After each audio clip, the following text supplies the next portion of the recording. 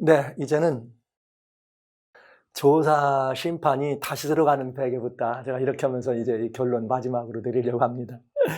이게 이제 무슨 말씀이냐면, 이 조사시 다시 들어가는 배가 나왔더니 굉장히 많은 이 질문들이 있는데, 제가 그 질문 요약하면 딱 하나더라고요. 결국은 뭐냐면, 목사님 조사 심판 그럼 부정하느냐? 이 말 하나 하고, 어떻게 신자들이, 성도들이 심판도 없이 구원받느냐 이거예요. 이거지. 여기 다 말을 해놓은 거예요. 말을 해놓은 거지만 여러분들이 아주 그래도 여전히 조사 심판이 좋더라고.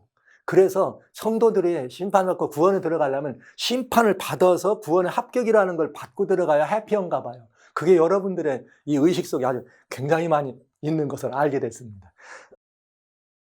여러분이 이 책을 다 안 읽으신 거예요.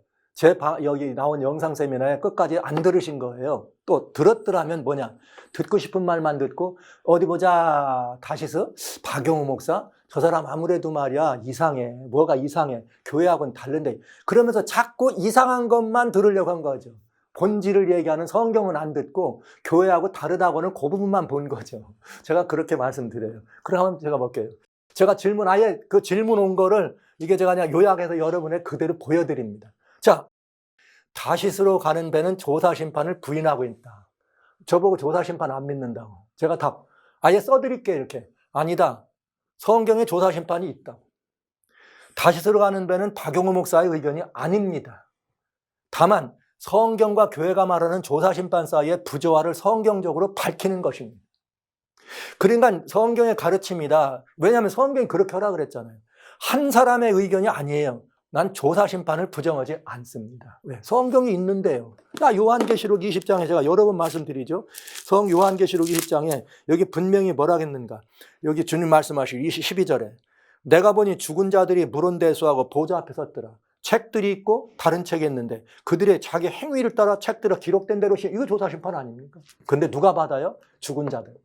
근데 조사심판 가르치는 사람들은 이건 성경상 조사심판이고 교리적 조사심판은 산 자와 죽은 자래. 거짓말이죠. 성경은 죽은 자라고만 했습니다. 질문. 그럼 성경에 조사심판 근거가 있는가? 제가 지금 읽어드렸잖아요. 이렇게 있다. 자, 그러면 다시스로 가는 배가 조사심판, 다시스가 말하는 조사심판과 교회가 말하는 조사심판은 뭐가 다르냐? 두 가지가 달라요. 두 가지가. 첫째,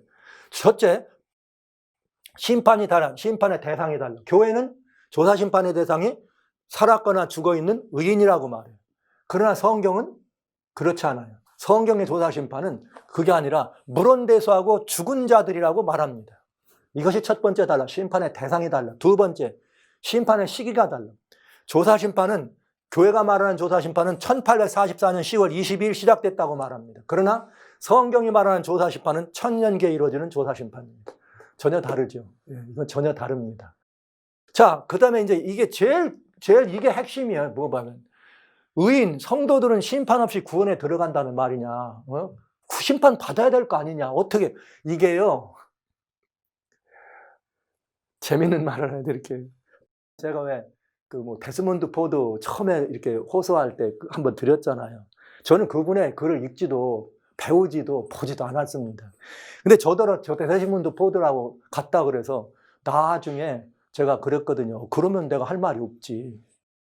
그러면은 무엇을 근거로 했느냐 그걸 좀 보여달라 했더니 안 보여줘서 제가 찾아봤어요. 그랬더니 진짜 그 포드의 주장이 같은 부분이 많이 있더군요. 그런데요. 1979년도에 PUC 삼육대학에서 안식일 오후에 한 1000여 명 모인 교수 학생 1000여 명 모인 데서 포럼을 열었어요. 그때 포럼을 하고 바로 히브리서 이거 다 십자가에서 성취된 거다 이렇게 표현을 했습니다. 근데 그거를 이렇게 사회에 본 이 박사님이 계세요. 그 박사님이 이렇게 말하대요. 큰 틀에서 포드의 막사는 성경적이기 때문에 누구도 부정할 수 없다. 그건 다 찬성한 거예요. 그런데 아주 작은 부분이 하나 있다. 그러면서 그 작은 마이너가 뭐냐면 그렇지만 어떻게 심판 없이 구원에 들어야 거기도 그렇게 질문하더라고요. 이게 참 그 질문이 꼭 같구나. 근데 여러분 제가 이제 이 질문을 받을 때는 참 굉장히 마음에 애석한 생각이 들더라고요. 그 왜 그러냐. 조사 심판을 주장하는 교회 입장에서 늘 이 말에 대변 한 번 구원받으면 영원한 구원이냐 이걸 얘기해요. 그 얘기에 대해서는 제가 세미나 기간 동안에 3번 말씀드렸어요. 한 번 받은 구원이 영원하지 않다는 거. 성경적으로 분명히 답이 있다는 거 말씀드렸고, 또 실제 어떤 측면에서는 진짜 예수님을 영접한 사람은 하나님이 절대로 뺏기지 않는다고 했거든요. 요한복음 10장 28절 29절에 만유보다 크시기 때문에 어떻게 한다? 절대로 뺏기지 않는. 즉 내가 하나님을 거절하지 않는 한은 하나님은 절대 우리를 버리지 않아. 그러니까 구원이 그런 말을 한다면 영원하다고 해도 과언 아니에요. 그러니까 에베소 4장 30절에 성령 근심케 하지 마. 성령 근심케 하지 마. 왜냐하면 너희가 구속의 날까지 인칭을 받았다. 이 말은 거기 말한 구속은 완전한 역사적 구원 끝날 때까지, 새하늘과 새 땅이 될 때까지죠. 뭐만 안 하면 성령 근심하면. 그러니까 하나님을 떠나는 죄, 성령을 거역하는 죄 아닙니까? 그럴 때는 같은 얘기가 될 수가 있습니다. 그런데 여러분, 이 질문은 성경이 있는데 뭐 때문에 그걸 질문하느냐? 이유가 있죠. 성경에 답이 분명히 있는데도 이런 질문을 할 때는 이유가 있어. 그게 뭐냐? 그게요, 율법주의적 그런 이 상황에서 나온 거예요. 이게 성경이 있다. 그러니까 그러면서 뭐냐면 그 말의 내용은 뭐냐면 한 번 구원받은 사람은 검증도 없이 하늘에 건다 이 말이에요. 뭔가 기준이나 검증이 필요하지 않느냐. 이게 질문의 요지예요. 요지. 영원 구원이 질문이 아니고 마음속에 그게. 이게 누가 그런 생각을 하느냐. 나는 이렇게 해서 구원받았는데 말이야, 나는 뭐 개혁도 하고 뭐 11조도 잘 내고 교회 생활 이렇게 하는데 저 사람은 아닌 것 같은데 저래 갖고도 구원받나? 그런데 이런 생각을 하면서 다른 사람은 나만 못해. 율법주의자들 얘기죠. 그런 사람들은 심판에서 받는다고 해피해. 좋아요. 그러니까 그런 분들은 조사, 심판, 교리, 성경적인 말고 그냥 따르고 믿으셔도 됩니다. 그게 좋으면 믿으셔야죠. 그리고 늘 심판받으면서 사세요. 그러다가 이제 그 심판에서 벗어날 때 심판정에서 그럴 거예요. 여러분, 그 조사 심판 좋아하시는 분들은 그 조사 심판대로 이럴 겁니다. 어떻게 내가 심판 통과합니까? 그러면 성경에 그분은 판사 이럴 거예요. 십자가로 가. 이렇게 대답 들을 거예요. 그러면 얼마나 바보가 되는 거예요. 십자가에서 모든 것이 완성돼서 난 십자가 붙들고 산다고 했더니 조사 심판이 있다. 그래 조사 심판을 왔더니 조사 심판에 십자가로 가. 다시 십자가로 와? 바보죠, 바보. 처음부터 십자가 있으면 되는데. 그래도 조사 심판이 좋죠. 제가 이렇게 일러드려도 그냥 믿으세요. 그냥 조사 심판 믿으시고 사람들 볼 때마다 그래 믿어도 되겠냐? 너는 심판도 성공하고 이렇게 믿으시면 됩니다. 그걸 바꾸라고 저는 강조하고 이렇게 할 마음은 없어요. 그런데 제가 한 가지 이런 제안은 드립니다. 여러분, 진짜 예수님을 대면한 구원의 사람은요, 멸망에 들어가는 사람들을 보고 불쌍히 여겨서 주여 저들을 좀 불쌍하게 여기고 살려주세요. 이렇게 기도합니다. 아브라함처럼. 그 소돔 그 어마어마한 죄악의 도성에도 의인 10명을 보고라도 좀 살려달라고 하는 게 아브라함. 그게 진짜 믿음의 사람 아닙니까? 이 정도는 믿어야 되는데 그렇게 믿어서 구원받겠다 하는 사람은 품성 변화된 사람 아니고요. 예수 못 만난 사람이에요. 예수님 만난 사람은 치명적 죄를 범한 사람도 하나님 이 불쌍한 죄인을 좀 살려주시면 안 되겠습니까? 이렇게 구합니다. 이를 조사 심판에 그것도 더군다나 믿는 사람 그 더군다나 교회 안에 있는 내 형제. 그런데 좀 나보다는 신앙의 표준이나 이런 게 부족한 그를 바라보면서 심판받아야 된다고 하는 이런 생각이 있다면 그는 저는 구원을 얻은 사람이라고 생각이 안 드네요. 뭐 그건 각자 개인의 몫이지만 그래서 저는 여러분 이런 문제에 대해서 여러분에게 정직한 마음으로 진짜 예수님을 만나보세요. 그런 생각이 드는지 그리고 진짜 예수님을 만나서 주님 앞에 서 있으면요. 그 행복과 기쁨은 표현할 길이 없습니다. 그리고 세상이 밝아 보여. 아무리 어두운 것도 환하게 보이고 죽을 죄인도 살려야 될 것 같고 이렇게 변하게 돼 있어요. 그들을 심판한다고 하면 주여 무슨 말 조금만 시간 좀 더 주세요. 이렇게 하는 거예요. 그런데 하물며 교회 안에 내 형제들을 보고 말이지.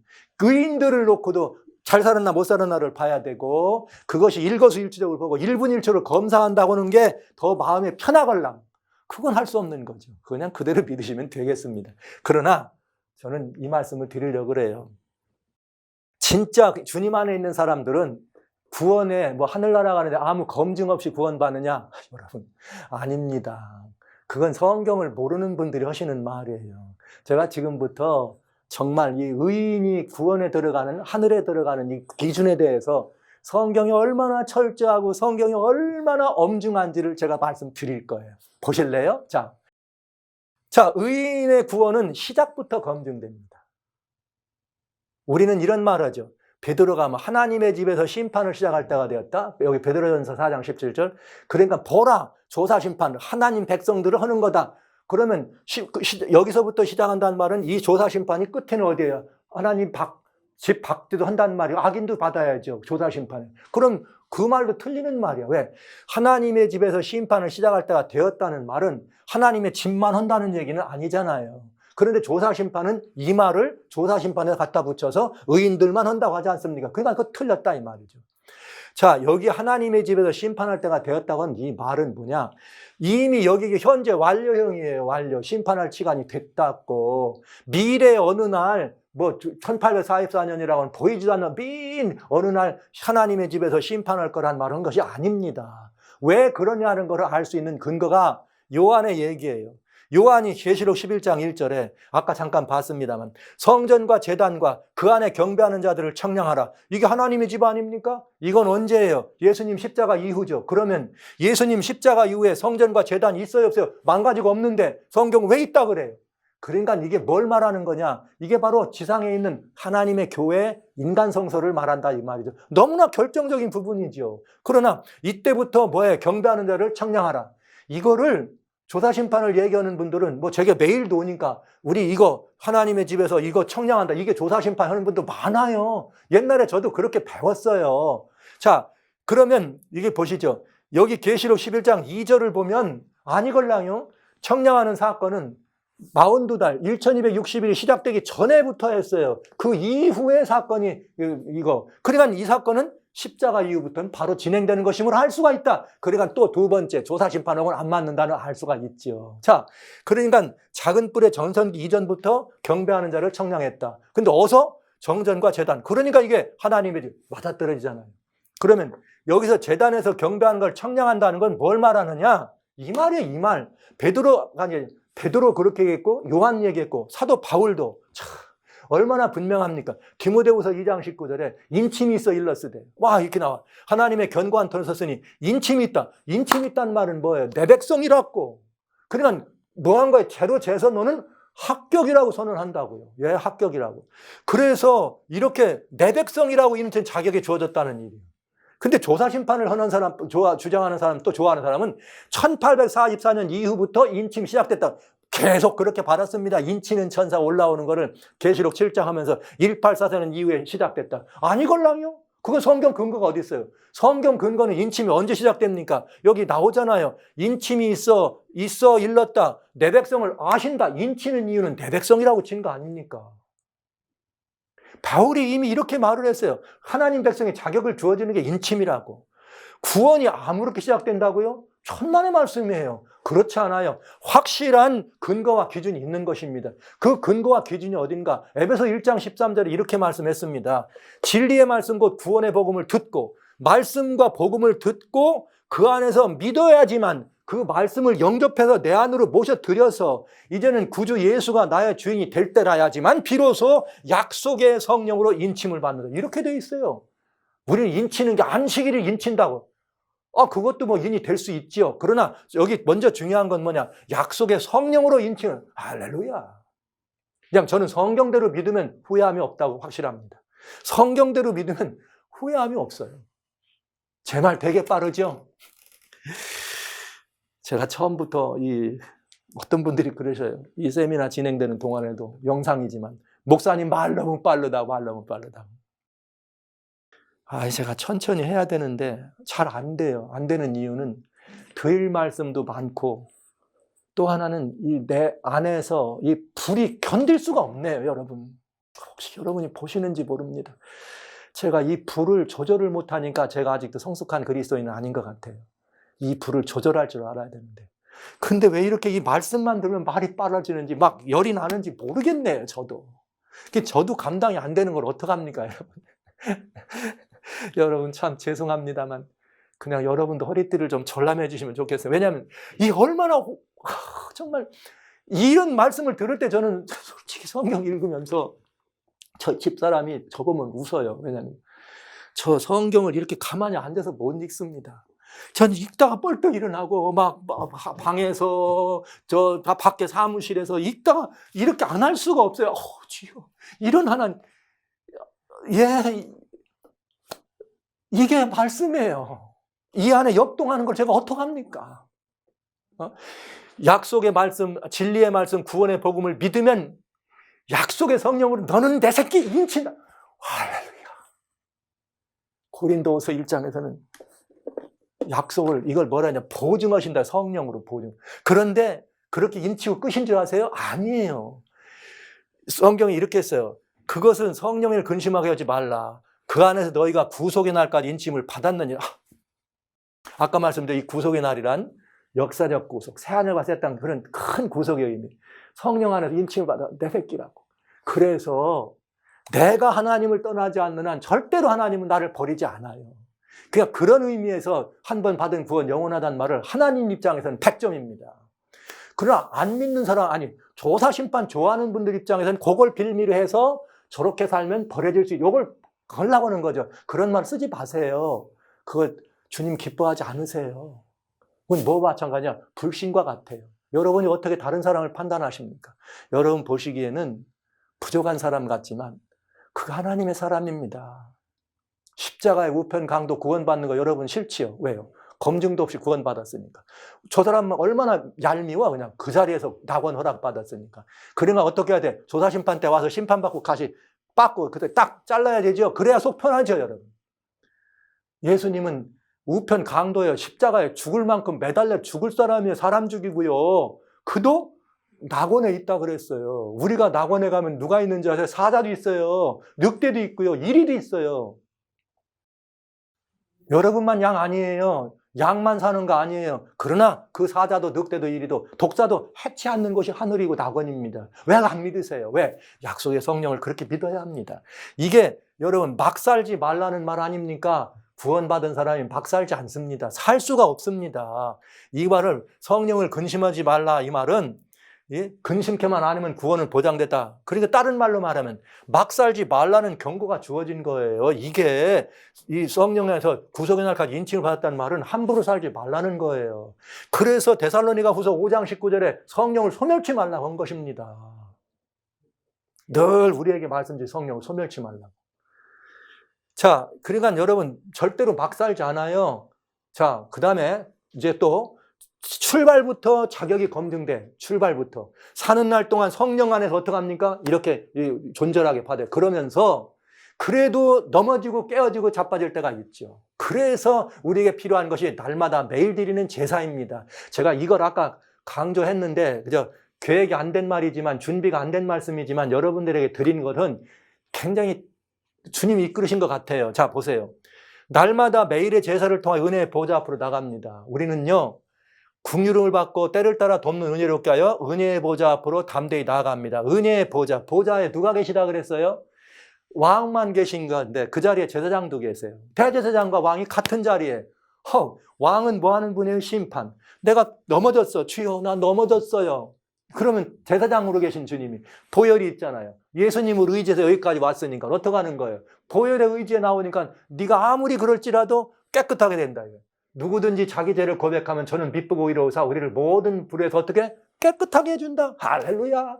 이렇게 매일매일 어떡합니까? 은혜의 보좌 앞으로 나가는 것이 매일의 제사예요. 그리고 이것이 우리들에게 주어진 특권이고요. 이 새 언약의 제사장인가. 그런데 조사심판은 이걸 없애버렸다고요. 왜요? 예수님이 하신다고 하잖아요. 하늘에서. 누가 할 걸? 여러분과 제가 할 일을. 그런데 그냥 여러분 예수님이 하늘에 선다 그러면 좋다. 예수님이 나의 피를 가지고 지금 좋다. 그거 좋은 거 아니에요. 성경대로 하셔야 좋은 거지. 여러분이 나가야 돼, 여러분이. 제사장으로서. 성경에 분명히 왕 같은 제사장 이 땅에서 하라고 명령을 하신 거 아닙니까? 제사장을 위임했을 때는. 그러면 우리가 이 제사장이 되기 때문에 성령으로 침례받을 때 성령을 우리에게 주셔서 새로운 삶을 살도록 하시는 거예요, 여러분. 자, 이렇게 날마다의 보좌 앞으로 나가는 것입니다. 그래서 계시록 8장 3절에 그 보좌 금단에서 어떻게 합니까? 우리가 기도하면 그걸 천사가 갖다가 어떻게 하는 거예요? 보좌 앞 금단, 즉 은혜의 보좌 앞에 올라간다 말씀하신 거 아닙니까? 여러분 이게 정말 굉장한 거예요. 근데 조사심판은 이 제단의 봉사, 곧 매일 드리는 제사의 원인, 매일 드리는 제사에 출애굽 29장 32절부터 출애굽 30장에 나오는 봉사 가운데는 뭐 촛대 뭐 봉사, 금양단 봉사 이런 거는 그냥 의미 있지만 그거보다 진짜 중요한 건 29장에 나오는 거예요. 매일 드리는 상번제, 그거 드릴 때 아침 저녁으로 매일 드릴 때 주님이 거기 회막에서 너를 만난다 그랬어요. 여러분 이게 굉장히 중요한 거예요. 이게 제사장은 우리들이 하는 거고요. 매일매일. 근데 이거를 우리가 안 하고 누가 하신다는 거예요? 예수님이 하신다. 그럼 우리 뭐 하는 사람입니까 지금? 성경에 이게 굉장히 중요한 거예요. 제사장이 우리들의 제사장 권리와 특권을 빼앗아 버렸어요. 누가? 조사심판. 매일 제사는 매일의 심판대 앞에 서는 경험입니다. 여러분 어느 날 모았다가 1844년부터 모았다가 조사심판 받는 게 아니에요. 그리스도인들은 날마다의 삶 속에서 말하자면 매일의 심판대 앞에 서는 것입니다. 나의 부족과 연약함을 주여 내가 또 넘어졌네요. 내가 또 실족했네요. 그러면 주님이 보혈의 공로를 위해서 이게 중보예요. 중보. 우리를 덮어주는. 그걸 덮어주는 거. 중보는 또 거기서 그치는 거 아니에요. 우리의 연약함이 맨날 죄 때문에만 아니잖아요. 내 삶에 필요가 있을 때 누구한테 구하라? 주님께 구하라고. 그럼 주님이 또 왕이시니까 그 모든 걸 베풀어 주세요. 할렐루야.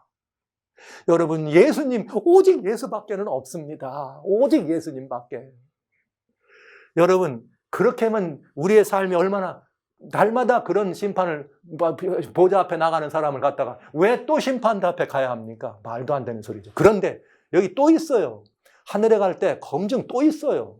자, 하늘에 합당한 여부도 검증받아요. 뭘로 검증받느냐? 보시죠. 데살로니가 후서 1장 5절에 이는 하나님의 공의로운 심판이요 너희로 하여금 하나님 나라에 합당한 자로 여김을 얻게 한다. 그 나라를 위하여 너희가 또한 고난을 받느니라. 즉 고난과 환난은 하나님의 공의의 심판이에요.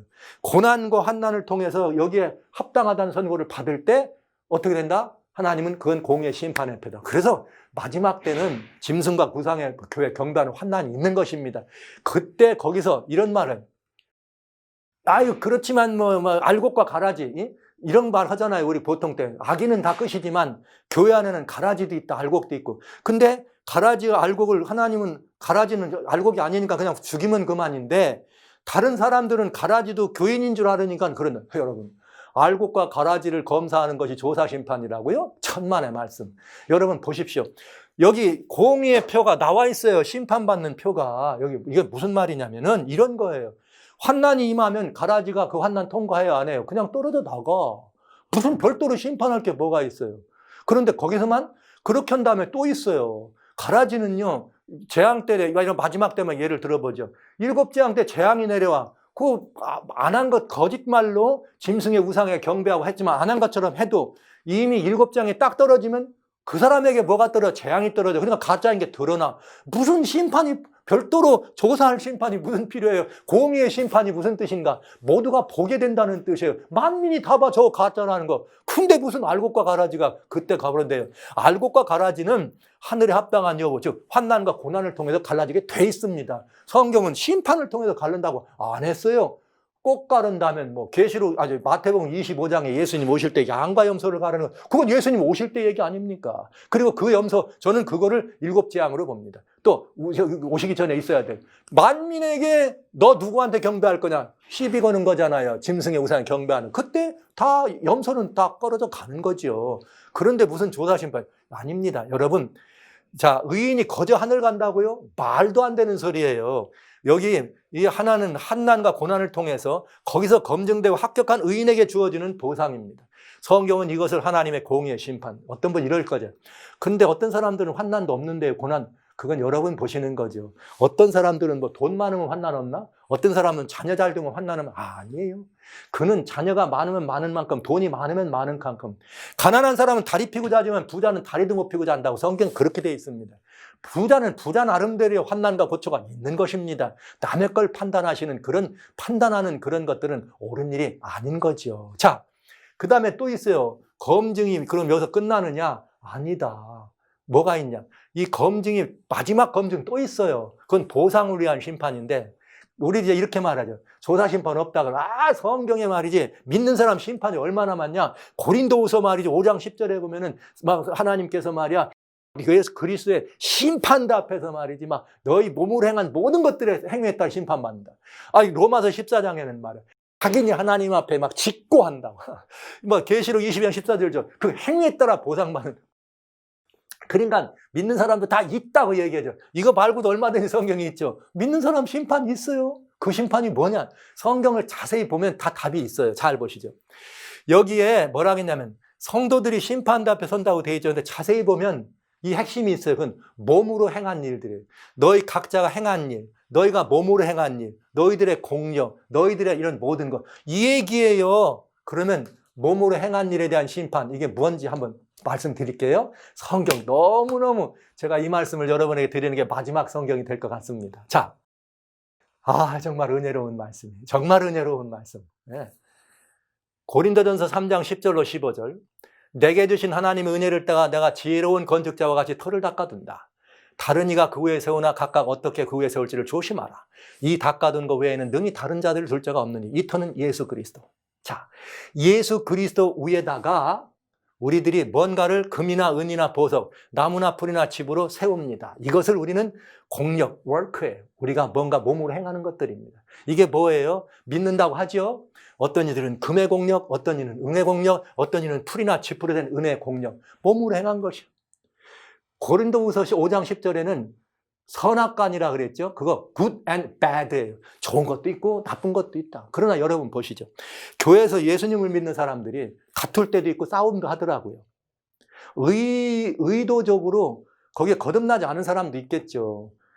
잘해보자고 뭐 다툼이 있을 수 있겠어요. 의견이 충돌되거나.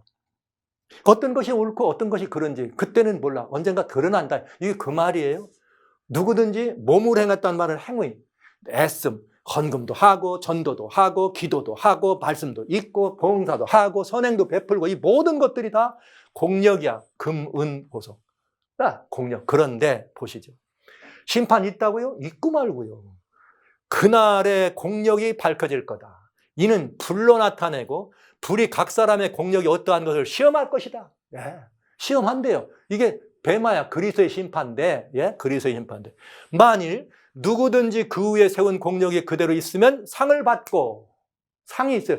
그러니까 우리 그런 말 하잖아요. 면류관이 뭐 머리에 뭐 10개가 있느니 20개가 있느니 이런 말 하잖아요. 근데 금, 은, 뭐 있는 게 아니라 나무나 풀과 집이 있다. 그런데 보세요. 15절에 얼마나 저는 이 말씀 때문에 너무너무 해피하고요. 날마다 웃을 수밖에 없어요. 염소처럼 하늘 보고 날마다 웃어요. 그냥 길 가다가도 너무 좋아서 웃어. 왠지 아세요? 나도 주님을 위해서 뭔가 하고 싶은데 저는 뭐 드릴 건 없어요. 제가 돈이 많은 게 아니니까 뭐 재정적으로 할 일 있는 건 하나 없어요. 제가 하나님께 드리는 게 뭐가 있나? 그저 이렇게 성경 말씀 나누는 거 이거라도. 이 공력이 아무것도 아니. 주님 앞에 무슨 공력이야. 하나님의 은혜로 구원받는 사람이 주님 앞에 내놓을 게 뭐 있어요. 그 은혜 받는 게 내가 할 일인데. 뭐가 내놓을 게, 여러분, 교회에서 뭐 어떤 이는 성전 졌다고 평생 내가 교회 졌다고. 어떤 이는 누구 좀 도와갖고 목사 만들면 내가 저 사람 목사 만들었다고. 어떤 이는 뭐 교회에서 무슨 뭐 선교지 지원하면 내가 선교지, 별일을 다 하는데 뭐 하실 수 있는 말입니다. 뭐 저 틀렸다는 말 하는 거 아닙니다. 그러나 하나님의 은혜를 생각하면 그걸 통해서 주님을 깨닫게 했다면 얼마나 그게 자랑거리가 아니고 은혜입니까? 근데 여기 보세요. 네, 이 말 정말 제가 15절입니다. 누구든지 공력이 불타면 해를 받는다. 여기 공력이 불타면 해 받는다는 말은 상이 있단 말이에요, 없단 말이에요? 없단 말 같지요? 여기 말한 상이 뭐냐? 구원하고 관계 있는 상이 아닙니다. 보시죠. 그러나 공력은 사라지고 아무것도 안 남지만 그러나 자기는 구원을 얻되 불 가운데 얻은 것 같으리라. 불 가운데 얻은 것이 뭡니까? 예수님의 중보의 은혜로 입는 것 아닙니까?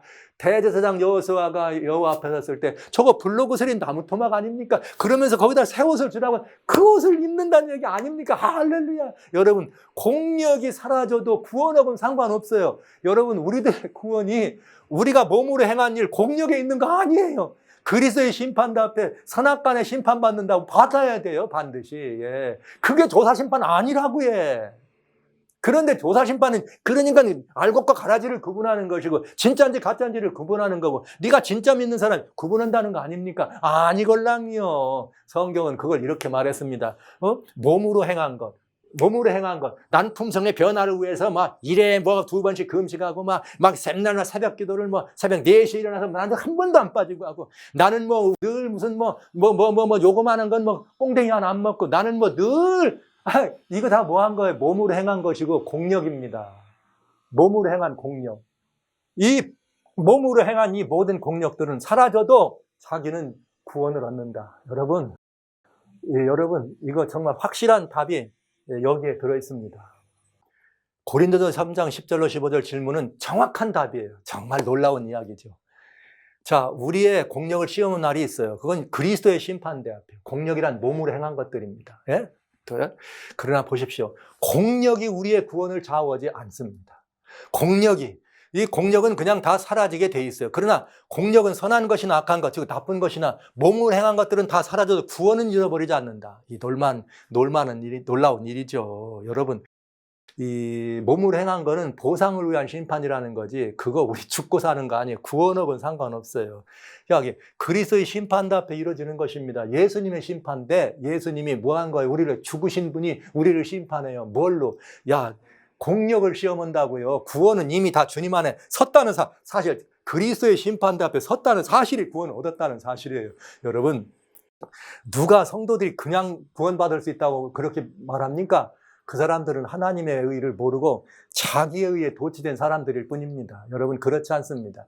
그리스도인들이 구원을 얻기 위해서 굉장한 일을 합니다. 이 어마어마한 일을 통해서 우리가 구원에 들어가는데 여러분, 출발 때부터 검증, 사는 모든 날 동안 성령 안에서 성령과 더불어 교통, 우리 매일매일 드리는 매일의 제사를 통해 은혜의 보좌 앞에서 우리의 검증, 여러분 또 환난을 통해서 우리의 합당한지를 검증, 이 정도로 검증받아서 이 구원에 들어가는데 무슨 심판 없이 검증 없이 구원에 들어간다는 말을 하는 거예요. 조사 심판을 주장하는 분들은 이 사실을 우습게 본 거죠. 그들은 이 경험이 없는 거예요. 따지고 보면. 이 경험을 하는 사람들은 그런 말하면 웃음밖에 안 나오는 거죠. 여러분, 절대로 예수 안에서 막 살지 않걸랑요. 그리고 그것을 미래 어느 날 무슨 모아놨다 심판, 천만의 말씀 있다면 보상을 위한 공력의 시험.